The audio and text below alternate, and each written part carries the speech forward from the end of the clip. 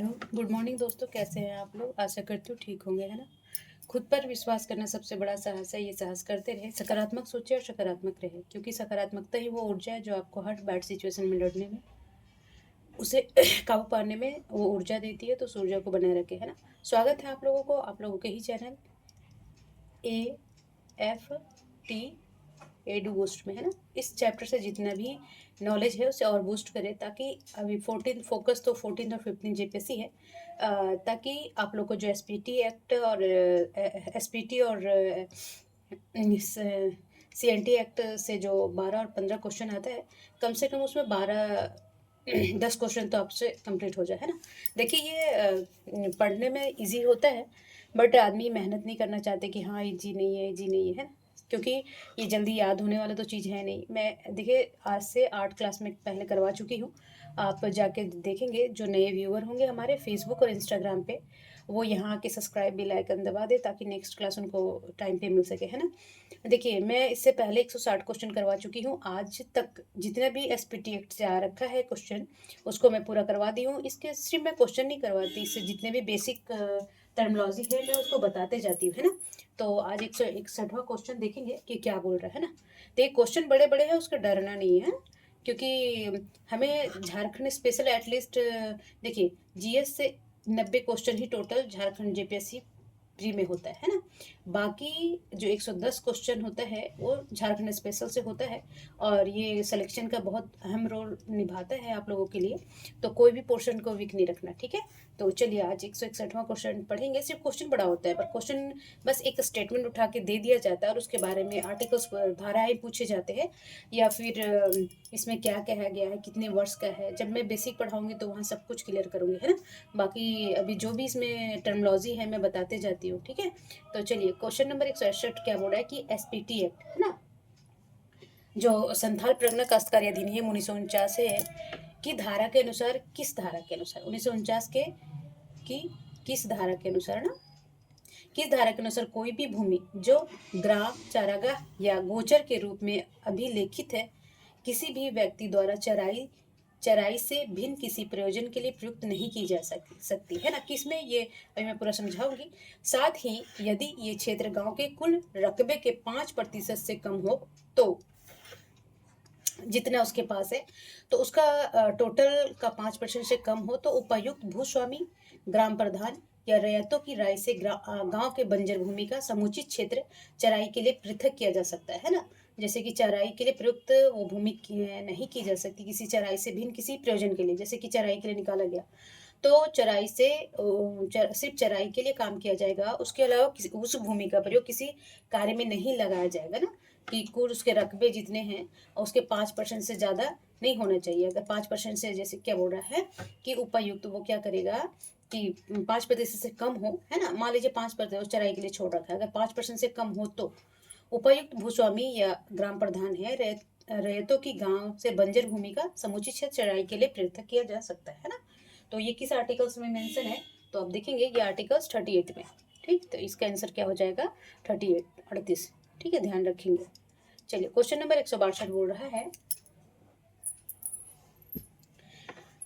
कि संथाल परगना काश्तकारी अधिनियम SPT एक्ट है 1949 की किस धारा धारा के अनुसार भूस्वामी की अनुमति से, है ना, जो जिसके पास जमीन है, यानी भूस्वामी जो कहलाता है, रैयती कहलाते जो, की अनुमति से रैयत अपने जोतों से भिन्न भूमियों में पीने, जैसे कि जोत, मान लीजिए कि ये भूमि है, ठीक है, तो इसमें उसमें खेती के लिए, कृषि के कार्य कर लेंगे, उसके अलावा जो भी उसके पास जोत है उसको क्या करेगा, वो पीने तथा अन्य प्रयोजन के लिए, तालाब बनाने के लिए जलाशय बना सकते हैं, तथा भूस्वामी के साथ किए गए प्रबंध के अनुसार उनकी मछलियां तथा अनुत्पादन का उपभोग भी कर सकते हैं। ये सब किस धारा में मेंशन है कि सिर्फ वो क्या करेगा, अपने जोत के अलावा, है ना, जोत के अलावा वो और कार्य में, जैसे हो गया कि मछली पालन के लिए तालाब बना दिया वहाँ पे, है ना, अन्न प्रयोजन हो गया, जैसे कि पेड़ लगा दिया जंगल बनाने के लिए, तो वो किस धारा में मेंशन है ये सब सारी बातें, तो ये धारा 39 में, ठीक है, 39 में याद रखेंगे, ठीक है। चलिए क्वेश्चन नंबर देखिए, एक बार में धाराएं याद नहीं होता, आर्टिकल्स जैसा ही होता है, इसको हमें बार बार पढ़ना पड़ता है ना, इसलिए बार बार पढ़ने में कुछ क्वेश्चन ये सब तो समझ में आ जाएगा कि हाँ किसमें क्या बोला गया, पर धाराएं जल्दी याद नहीं होती, इसलिए हमें बार बार उसको कंठस्थ करना रहता है, ठीक है। क्वेश्चन नंबर 163 बोल रहा है कि संथाल परगना काश्तकारी अधिनियम 1949 है ना, कि किस धारा में, किस धारा के अनुसार भूस्वामी या मूल रैयत या ग्राम प्रधान, देखिए तीनों होते हैं, या भूस्वामी हो या मूल रैयत हो या ग्राम प्रधान को द्वारा किसी रैयत को किसी खास तालाब में मछली मारने का प्राप्त अधिकार या सिंचाई के किसी अधिकार में परिवर्तन नहीं किया जा सकता, है ना। मान लीजिए कि क्या बोल रहा है कि भूस्वामी जो रैयत है, ग्राम प्रधान किसी रैयत को किसी खास तालाब में मछली मारने का प्राप्त अधिकार या सिंचाई किसी अधिकार परिवर्तन नहीं किया जा सकता, है ना। मान लीजिए कि भूस्वामी हो गया, ग्राम प्रधान हो गया, या मूल रैयत हो गया, है ना, वो क्या किया, कोई रैयत के पास उसके कोई तालाब है, कोई खास तालाब जहाँ मेंशन हो, है ना, तो वो क्या होगा कि मछली मारने का अधिकार है और सिंचाई करने का अधिकार है ना, तो इस अधिकार में परिवर्तन नहीं किया जा सकता किसी तरह का, तो इसमें किस आर्टिकल्स में इसमें मेंशन है, तो आप देखेंगे ये आर्टिकल्स माफ करेंगे, बार बार आर्टिकल्स आ जा रहा है, धारा 40 में, ठीक है, तो ये याद रखेंगे। चलिए क्वेश्चन नंबर 164 बोल रहा है कि संथाल परगना काश्तकारी अधिनियम 1949 है ना के अनुसार बंजर भूमि एवं खाली जोतों की बंदोबस्ती के संबंध में, जो बंजर भूमि है और खाली जो जोत है, मान लीजिए कोई जमीन है वो बंजर पड़ा हुआ 5 साल, और बंजर किसको माना जाएगा, जब तक कि कम से कम वो 5 साल तक उसमें जोता कोड़ा नहीं गया हो, तो वो बंजर माना जाएगा, ठीक है। और खाली जोतों की बंदोबस्ती के संबंध में कौन सा कथन सत्य बोल रहा है ना, तो क्या बोल रहा है कि देखिए धारा 41 में क्या बोला है कि इसके अनुसार पहाड़िया गांव के खाली जोत, पहाड़िया गांव के जो पहाड़िया जनजाति होती है, वो पहाड़िया गांव है जो संथाल परगना में, वो खाली जोत या बंजर भूमि को गैर पहाड़ियों को बंदोबस्ती नहीं की जा सकती, है ना। जैसे पहाड़िया लोग हैं, ये शेड्यूल ट्राइब में ही आते हैं इन लोग, ठीक है, तो याद रखेंगे जो पहाड़ी गांव में जो पहाड़ी जनजाति रहते हैं शेड्यूल ट्राइब में ही आते हैं, तो वो क्या करेगा, उस खाली जोत को या बंजर भूमि को गैर पहाड़िया जो होती है वो बंदोबस्ती नहीं किया जा सकता, है ना, को बंदोबस्त नहीं किया जा सकता, ये भी क्या है, तो ये भी सत्य है, ठीक है। चलिए दूसरा धारा 41 के ही अनुसार क्या बोल रहा है कि पहाड़िया गांव वह है जो आयुक्त द्वारा उस रूप में अभिलेखित है, यानी कि कोई भी आया और कि ये पहाड़िया गांव है और इसके वजह से गैर पहाड़ी लोग का कोई भी खाली ज्योति से बंदोबस्त नहीं किया, ऐसा रूल बना दिया, ऐसा नहीं। इसमें ये पहाड़िया गांव को कौन कहेगा, मतलब कि आइडेंटिफाई करेगा कि ये पहाड़िया गांव है, तो ये करेंगे आयुक्त, ठीक है जी।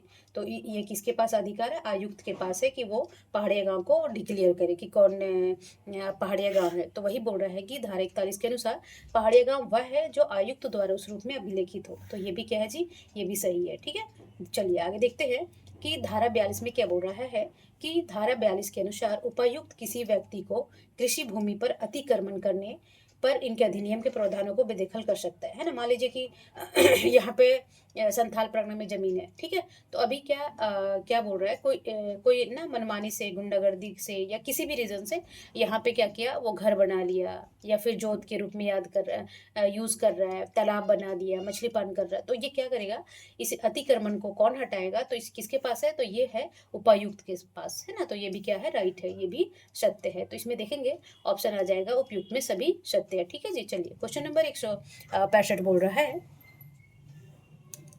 कि संथाल परगना काश्तकारी अधिनियम 1949 है ना, धारा 42 के तहत से 52 है ना, धारा 42 से 52 में क्या है, जब हम बेसिक पढ़ाएंगे तो आप लोगों को और इंटरेस्ट आएगा ना, थोड़ा सा भी मैं रिकवर कर रही हूँ, आई होप जल्दी ठीक होके ना मैं आप लोग के सामने सारे पोर्शन को कंप्लीट करवा दूँ, ठीक है। चलिए तो बोल रहा है कि संथाल परगना काश्तकारी अधिनियम 1949 की धारा 42 से 52 में निम्न में से किससे संबंधित प्रावधान का वर्णन है, जो धारा 42 है और 42 से 52 जो 10 धाराएं हैं, है ना, 10 धाराओं में किससे रिलेटेड है, तो ये सारे किससे रिलेटेड है जी, तो ये सारे लगान से, कि किस तरह लगान लगाया जाएगा, कितना लगाया जाएगा, किस भूमि में कितना, जितने भी प्रावधान है वो धारा 42 से 52 में मेंशन है जी, ठीक है, ये याद रखेंगे। चलिए क्वेश्चन नंबर 166 क्या बोल रहा है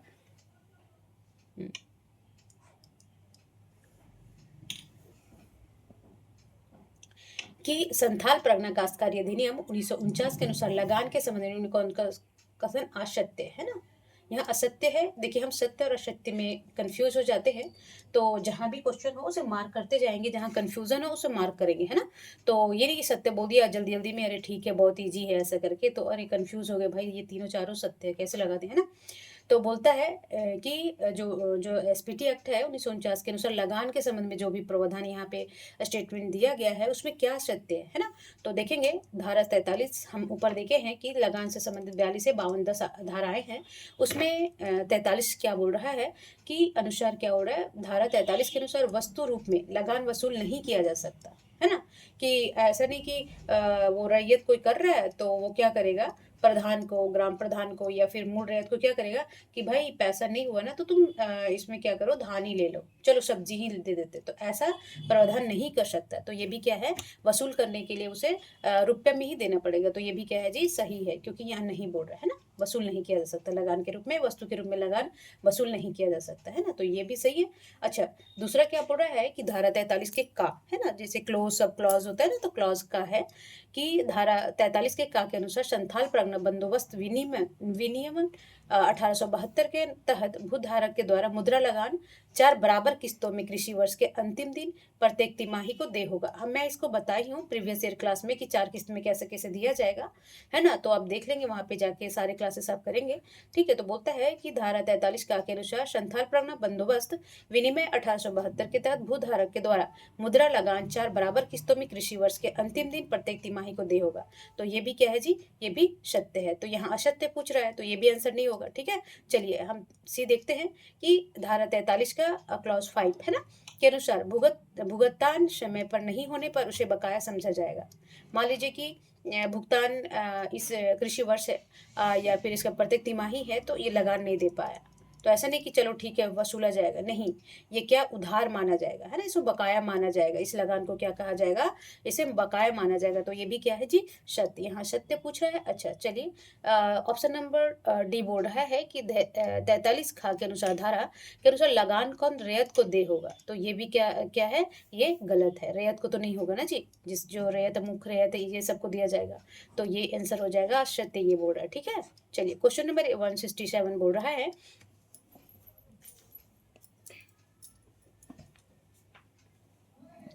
कि संथाल परगना काश्तकारी अधिनियम 1949 की किस धारा में यह प्रावधान किया गया है कि हस्तांतरण की सूचना के अभाव में भूतपूर्व या भूस्वामी या मूल रैयत को दिए गए लगान के लिए रैयत, ग्राम प्रधान या मूल रैयत जवाबदेह नहीं होंगे, है ना।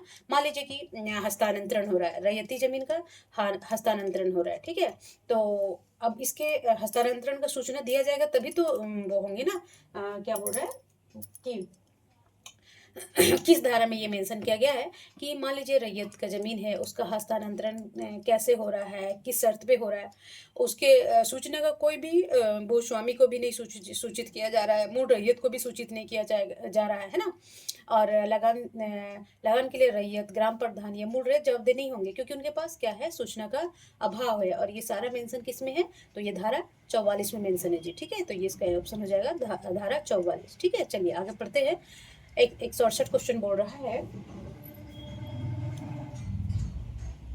कि संथाल परगना काश्तकारी अधिनियम 1949 की धारा के किस धारा के अनुसार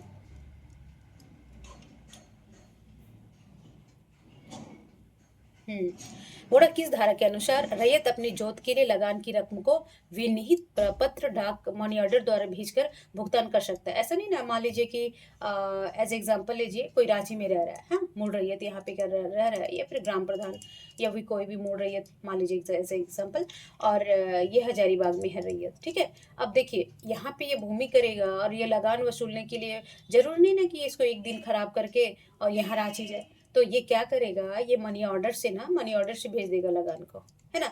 तो ये किस में प्रावधान है, ये है आर्टिकल्स माफ करेंगे धारा 45 में, ठीक है। चलिए ये मैं पिछले क्लास में भी पढ़ा ही हूँ। चलिए 169 क्वेश्चन बोला 69 कि संथाल परगना काश्तकारी अधिनियम 1949 की धारा किस धारा में ना, कि किस धारा, हाँ यहाँ पे डॉट डॉट था तो ये क्वेश्चन में तो ये बार बार हो जा रहा है, कोई बात नहीं, मैं समझाते जाऊंगी। किस धारा के अनुसार ग्राम प्रधान, मूल रैयत या भूस्वामी को प्रत्येक रैयत के लगान का लेखा रखेगा, है ना। ये क्या प्रत्येक रैयत के लगान का मान लें कि लगान लेना। अब रेखा तो इसमें किस धारा में ये मेंशन है कि जो एसपीटी एक्ट के तहत जो मूल रैयत है, ग्राम प्रधान है या फिर भूस्वामी है ना, तो किसके तहत वो मूल रैयत के लगान का लेखा रखेगा कि कितना लेना है, कब दिया गया, कब नहीं दिया गया। तो ये किसके तहत करेगा, ये धारा 46 के तहत करेगा। ठीक है, 2-3 बार पढ़ेंगे ना याद में, मैं पढ़ाते पढ़ाते मुझे बहुत याद होते जाता है। ठीक है, चलिए क्वेश्चन नंबर 170 बोल रहा है कि संथाल परगना काश्तकारी अधिनियम 1949 की किस धारा के अनुसार प्रत्येक रैयत अपने चुकाए हुए लगान या उसके ब्याज का रसीद भूस्वामी या उसके अभिकर्ता, ग्राम प्रधान या मूल रैयत को लगान चुकाते समय ही लेने का अधिकारी होगा, है ना। मान लीजिए कि ब्याज चुका रहा है लगान, तो कल को वो बेईमान नहीं हो जाएगा कि नहीं लगान नहीं दिया। आजकल ऐसे भी झूठे लोग होते हैं बहुत, है ना, कि बेईमानी कर लिया कि मान लीजिए रैयत है और उसको लगान के रूप में आप मान लीजिए 10,000 दे के आया, चलिए 1 लाख दे के आया, ओके, बड़ा अमाउंट है। अब ये सोचा कि घपला करते हम नहीं बोलते, तो इसके लिए ब्याज वो क्या करेगा कि जब ब्याज वो रसीद लेने का उसी समय अधिकारी होगा। तो ये किस धारा में मेंशन है, तो आप देखेंगे ये धारा 47 के तहत वो क्या करेगा कि उसको उसी समय ना, जैसे ब्याज चुकाएगा या लगान चुकाएगा उसी समय वो रसीद लेगा कि नहीं रसीद दे दो भाई, ये हमारा प्रूफ है ना। तो ये किस धारा के अकॉर्डिंग होगा, ये 47 के तहत होगा। ठीक है, चलिए 171 में क्या बोल रहा है, सारे धाराएं से ही क्वेश्चन होते हैं मोस्टली, है ना। और बेसिक पढ़ाएंगे तो आप बहुत क्लियर होता जाएगा। धारा में 5-5 करके पढ़ाऊंगी, क्योंकि एक धारा में बहुत सारा चीज़ मेंशन होता है, तो आप लोग इजी पढ़े, कम से कम 15-20 मिनट का क्वेश्चन मैं क्लास कराऊंगी। ठीक है,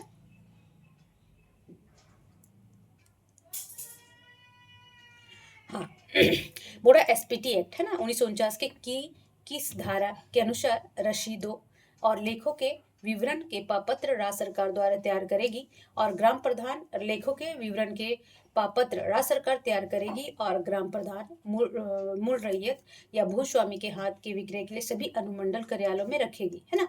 बोलते हैं कि जो लगान होगा वो रसीद होंगे, वो लेख होगा, जितने भी विवरण होंगे वो कौन तैयार करेगा, वो तैयार करेगी राज्य सरकार। कभी कभी इनडायरेक्ट पूछ दे तो वो कौन तैयार करेगी, वो करेगी राज्य सरकार। ठीक है, और वो क्या करेगा, ग्राम प्रधान मूल रैयतों के हाथ विक्रय के लिए सभी अनुमंडल में कार्यालयों में रखेगी। तो ये किस धारा में मेंशन है ना, तो ये किस धारा में मेंशन है, ये धारा 48 में मेंशन है। तो आंसर हो जाएगा ए। ठीक है, ध्यान रखेंगे। चलिए क्वेश्चन नंबर 172 बोल रहा है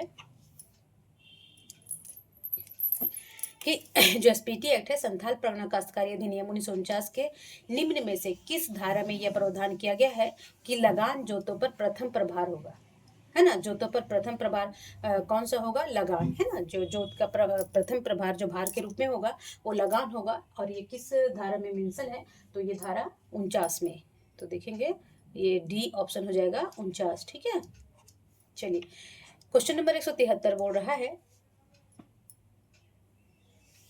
कि एसपीटी एक्ट है ना, एसपीटी एक्ट 1949 की धारा 50 में, है ना। देखिए कौन सी धारा हम याद रखेंगे, अभी 49 में देखे हैं और 50वां देखेंगे कि विशिष्ट कारणों से लगान में कमी का प्रावधान है ना। जो संथाल परगना काश्तकारी अधिनियम 1949 है वो धारा 50 में क्या बोला गया कि विशिष्ट कारणों से लगान में कमी कर सकते हैं। वो क्या क्या कारण होता है हम नीचे देखेंगे कि उनमें से क्या क्या पूछ रहे हैं। हम देखेंगे उपायुक्त निम्न में से किस आधार पर लगान में कमी कर सकता है, और इसी अधिकार इसमें परिवर्तन, लगान में परिवर्तन करने का अधिकार किसके पास है, तो ये है उपायुक्त। ये वेरी वेरी इंपॉर्टेंट, सब याद रखेंगे कि किसी तरह की रैयतों का जो लगान है वो कौन कम कर सकता है, बेसी कर सकता है, उसमें परिवर्तन कर सकता है, तो वो कौन कर सकता है, उपायुक्त करेगा। ये भी इससे क्वेश्चन बन जाएगा।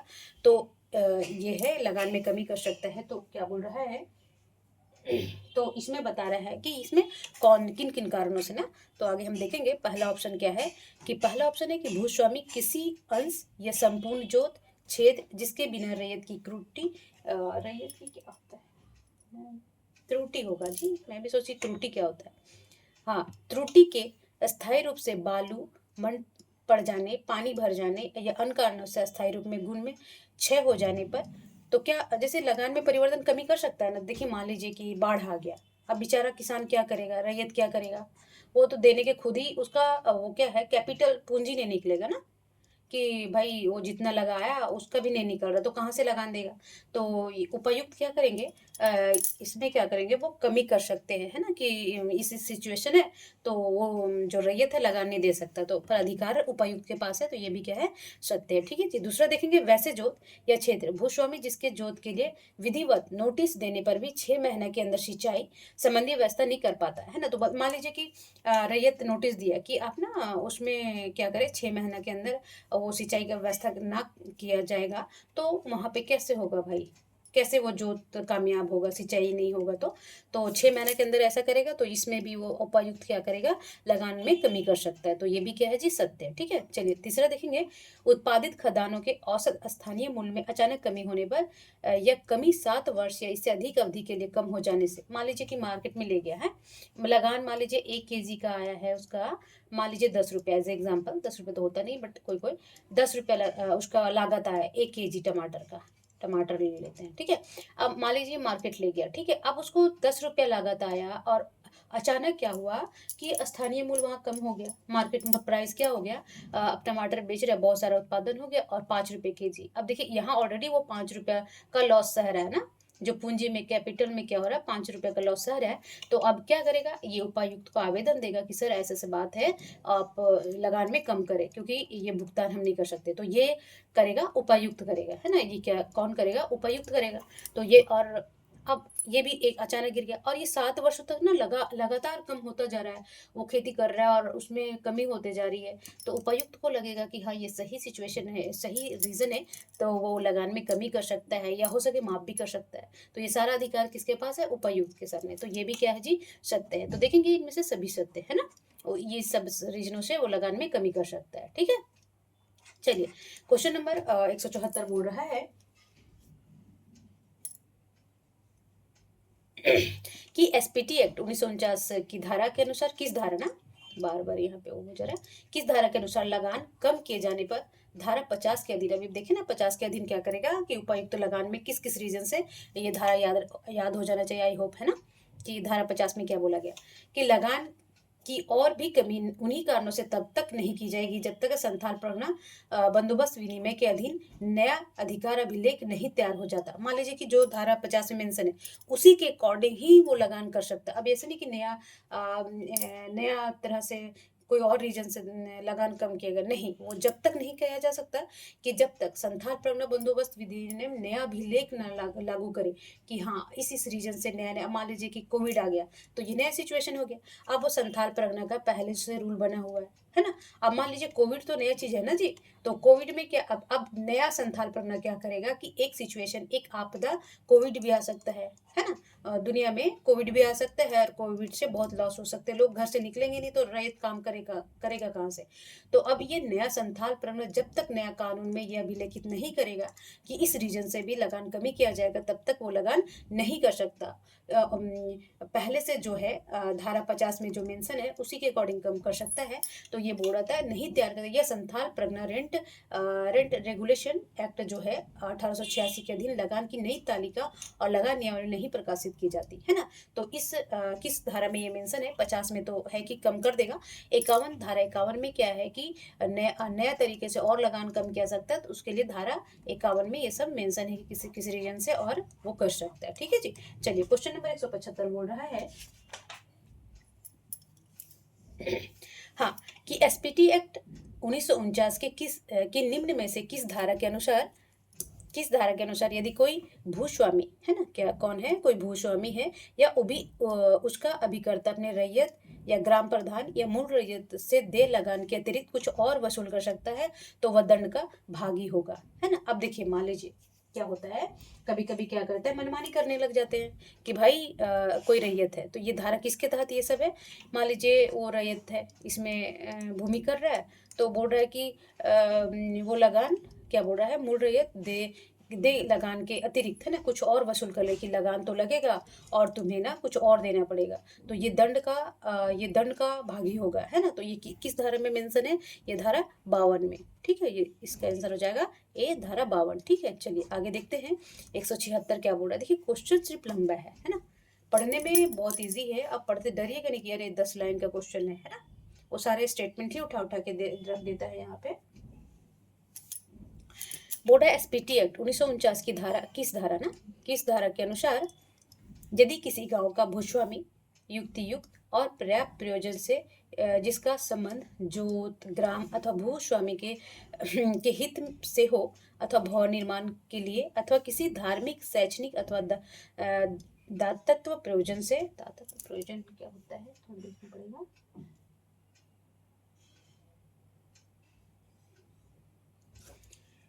किसी कार्य और प्रयोजन से अथवा खान खोदने उत्पादन अथवा सिंचाई के प्रयोजन से अथवा कृषि अथवा औद्योगिक उन्नति करने हेतु अथवा सरकार की कोई राष्ट्रीय नीति प्रभाव करने हेतु उस ग्राम को किसी रैयत की जोत या भाग को अर्जन करना चाहे तो उपायुक्त के पास अनुमति देने हेतु आवेदन दे सकता है ना। मान लीजिए किसी के पास वो है भूस्वामी, मान लीजिए रैयत है, रैयत के पास जमीन है, तो भूस्वामी क्या है कि ये किसी और कार्य के लिए ये रैयत से लेके उस जमीन को किसी और कार्य, बहुत सारे खादान खोदना हो, उत्पादन हो, सिंचाई के लिए हो या किसी और रीजन के लिए, कृषि के अलावा, तो वो क्या करेगा कि वो भूमि को अर्जन करना चाहेगा तो वो क्या करेगा, उपायुक्त को आवेदन देना पड़ेगा कि ऐसा ऐसा सिचुएशन है तो हमें इस भूमि को किसी और कार्य के लिए देना पड़ेगा, है ना। तो वो उपायुक्त के पास, देखिए ये सारा जो एसपीटी एक्ट उपायुक्त के पास ही, और उपायुक्त को कहाँ के होने चाहिए, संथाल परगना के, है ना।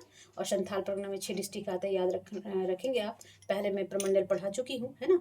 तो आप देखेंगे कि तो किस धारा में ये बोला गया है,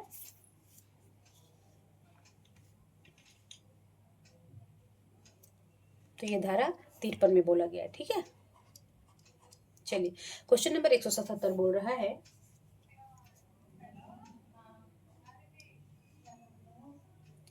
कि एसपीटी एक्ट 1949 के किस धारा में ना के अनुसार भूस्वामी द्वारा किसी प्रयोजनार्थ प्राप्त की गई भूमि पर 5 वर्ष के अंदर उस भूमि पर उस प्रयोजन के लिए उपयोग ना हो रहा हो तो उपायुक्त आदेश देकर उस भूमि संबंधी रैयत को वापस कर सकता है ना। तो ये किस आर्टिकल्स में मेंशन है, तो देखेंगे ये धारा बार बार आर्टिकल 53 में है। मान लीजिए कि वो तालाब बनाने के लिए लिया रैयत के पास से, उपायुक्त को संबंध मतलब कि नोटिस दिया कि सर हमें तालाब बनाने के लिए, मछली पालन करने के लिए या फिर खदान करने के लिए, अगर वो 5 साल तक वो उस कार्य के लिए, जिस कार्य के लिए लिया गया था उसे ना हो तो वो क्या करेगा, देखेगा कि उपायुक्त आदेश देगा। ये देखिए सारा अधिकार किसके पास है, उपायुक्त के पास है। तो उपायुक्त क्या करेगा कि उसको ना खारिज कर सकता है। वो क्या करेगा, उस जमीन को जिस खदान के लिए नहीं यूज़ हुआ तो उस जमीन को क्या करेगा, वो रैयत को वापस कर देगा कि ना अब तुम, ये तो 5 साल तक ये कार्य हुआ नहीं तो ये जमीन को फिर से तुम यूज़ कर सकते हो। तो ये किस धारा में है, तो ये धारा 53 में है, ठीक है। चलिए क्वेश्चन नंबर 178 बोल रहा है कि संथाल परगना काश्तकारी अधिनियम 1949 की किस धारा में ना की धारा 54 से 63 में किसका वर्णन है ना। तो देखेंगे कि जो एसपीटी एक्ट है, एसपीटी एक्ट 1949 की धारा 54 से 63 में किसका वर्णन है, तो ये है न्यायिक प्रक्रिया, है ना, कि किस तरह से रैयत और सारे रैयत हो गया, फिर ग्राम प्रधान हो गया, भूस्वामी के लिए जो भी प्रक्रियाएं हैं न्याय संबंधी है जो का उसको, तो वो सारी न्यायिक प्रक्रिया धारा 54 से 63 तक मेंशन है, ठीक है जी। चलिए क्वेश्चन नंबर 179 बोल रहा है कि एसपीटी एक्ट 1949 के निम्न में से किस धारा के अनुसार किसी प्रक्रिया के संबंध में इस अधिनियम में प्रावधान नहीं पर राज्य सरकार नियम बना सकती है ना। मतलब कि मान लीजिए कि किसी तरह का नियम बना हुआ है ना, तो क्या बोल रहा है, कोई नियम नहीं बनाया गया, अब लग रहा है कि इस किसी कार्य के लिए, इस प्रक्रिया के लिए ना एसपीटी एक्ट की कुछ प्रक्रियाएं हैं के अनुसार कुछ प्रावधान किया जाएगा, तो वो नियम कौन बना सकता है, तो वो बना सकते हैं राज्य सरकार, है ना। तो ये किस धारा में मेंशन है, तो आप देखेंगे ये धारा 54 में मेंशन है, किसमें है 54, इसका आंसर हो जाएगा 1, ठीक। चलिए आज का शायद लास्ट क्वेश्चन है, क्योंकि काफ़ी टाइम लग जाता है जी, है ना।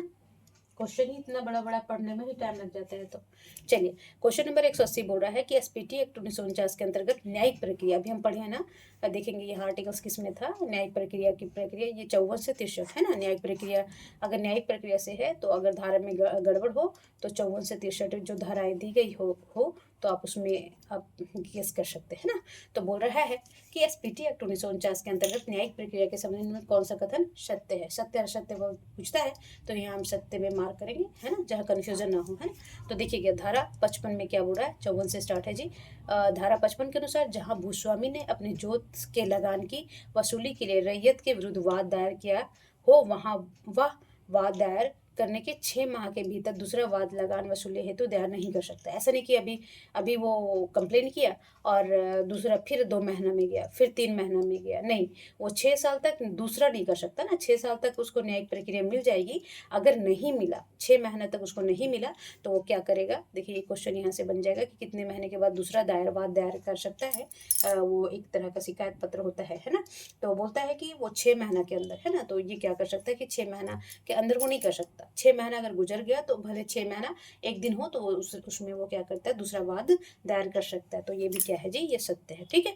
चलिए दूसरा क्या बोल रहा है, दूसरा बोल रहा है कि धारा 56 के अनुसार उपायुक्त के आदेश के बिना कृषि भूमि से किसी भी व्यक्ति को बेदखल नहीं कर सकता, है ना। जैसे मान लीजिए रैयत है, वो कर रहा है कार्य, अभी मनमानी कर रहा है कि नहीं यार मुझे याद नहीं, पसंद नहीं है, अभी मैं कृषि से इसको बेदखल करता हूँ, अपनी भूमि से बेदखल नहीं कर सकता हूँ, मगर ये दंडनीय अपराध होगा। और ये उपायुक्त दंडनीय अपराध बोलेंगे कि ये दंडनीय होगा, और उपायुक्त के आदेश के बिना उसे कृषि भूमि से बेदखल नहीं किया जा सकता। और ये धारा किस में है, धारा 56 में है। तो ये भी क्या है जी, ये भी सत्य है, ठीक है। चलिए आगे देखेंगे कि धारा 56 के अनुसार क्या बोल रहा है, जहाँ कोई रैयत अपने संपूर्ण जोत से बेदखल कर दिया गया हो तो उपायुक्त अपने विवेकानुसार उसके निवास स्थान पर कब्जा हेतु आदेश दे सकता है। साथ ही लगान का भी निर्धारण कर सकता है। मान लीजिए कि और रैयत चुकाया नहीं, भूमि में लगान नहीं चुका पाया, किसी भी रीजन से खर्च हो गए पैसे या किसी व्यू रीजन से क्या होगा, वो नहीं चुका पाया, तो उसको क्या कर दिया गया, उसके जोत से ना बेदखल कर दिया गया, है ना, बेदखल कर दिया गया। अभी उपायुक्त को आवेदन दिया, तो उपायुक्त को लगा रैयत की यार उसका विवेक अनुसार, ऐसा नहीं कि कानून से लिखा हुआ है, तो वो क्या करेगा, उसको लगेगा कि नहीं इसके साथ अन्याय हो रहा है, तो ये इसका विवेकानुसार इसका अधिकार है ना, कि उसे क्या करेगा, वो निवास स्थान के लिए कि भाई इसको घर से बेदखल ना करो, इसका जो निवास स्थान है उसका बेदखल ना करो। अच्छा चलो लगान अगर 10 रुपये है तो मैं 5 रुपये कर देता हूँ, और ये उपायुक्त के विवेकानुसार होगा। तो ये भी क्या है जी, सत्य। तो इसमें क्या हो जाएगा, इसका डी आंसर हो जाएगा कि इनमें से सभी सत्य है, ठीक है। तो देखिए आज काफ़ी क्वेश्चन, मुझे आई होप ये कुछ क्वेश्चन बचे हुए हैं, मैं सोचती हूँ एक क्लास में और कंप्लीट कर दूँ, तो एसपीटी एक्ट आप लोग का कंप्लीट हो गया है ना। चलिए तो तब तक अपना और अपने फैमिली का ध्यान रखेंगे, मस्त रहेंगे, स्वस्थ रहेंगे, पढ़ते रहेंगे। देखिए अभी अप्रैल, अब तो मुझे लगता है कि जेपीएससी अप्रैल में चला जाएगा, 12 अप्रैल तक। आई होप देखिए आज क्या निर्णय आता है उसमें कैबिनेट में। बाकी आप तो पढ़ते रहिए, एग्ज़ाम आ ही जाएगा, अभी ज़्यादा दिन है नहीं, बार बार पढ़िए, तो मुझे नहीं लगता कि एसपीटी और सीएनटी एक्ट से भी आप लोगों को क्वेश्चन छूटेगा, है ना। बाकी मैं कोशिश करूँगी कि और अच्छे से अच्छे, हर पढ़ते दिन मैं और अच्छे से पढ़ाती जाऊँ, है ना। और आई होप मैं ठीक होते ही सारे क्लास अपलोड करूँगी और बेसिक भी पढ़ाऊँगी, है ना। तब तक और अपने अपने फैमिली का ध्यान रखेंगे, मस्त रहेंगे, स्वस्थ रहेंगे, पढ़ते रहेंगे, और ताकि इस साल आपका नियुक्ति बस हो, चाहे उत्पाद सिपाही में हो, जेपीएससी में हो, किसी चीज़ में ले लीजिए, लाइफ स्मूथ होगा, है ना। नमस्कार।